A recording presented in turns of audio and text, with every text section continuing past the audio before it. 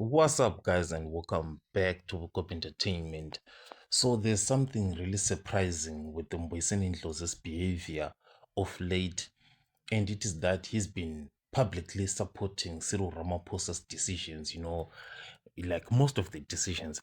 And the recent decision to place Senzo Mchunu on leave, Mbuyiseni Ndlovu has been supporting that, and he has been saying, you know what, this is decisive decision making.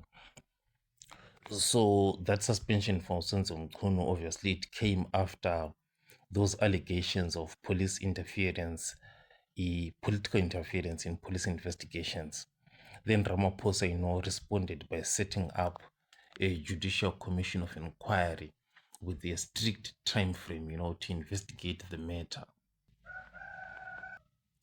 So what is surprising here about Mbuyiseni Ndlovu supporting Ramaphosa?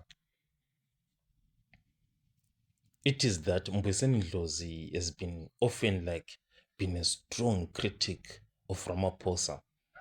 And this has surprised, so many people, when he praised the president's action. And he said, you know what?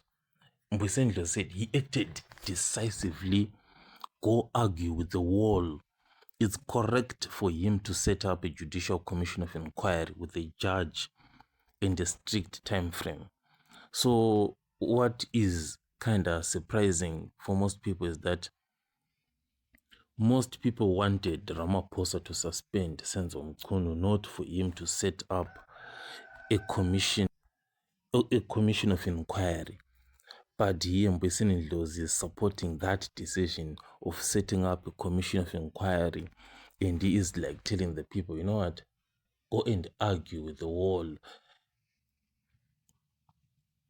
And that statement in itself, to say go and argue with the wall, that's a really brutal statement, So this is marking, a rare moment where Mbuyiseni Ndlovu is seen backing Ramaphosa.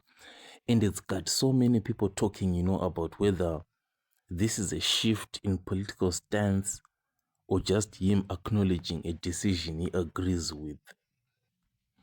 Because of late, Mbuyiseni Ndlovu has been with Thabo Mbeki, supporting his decisions for the national dialogue, despite, a majority of people not being in support of that.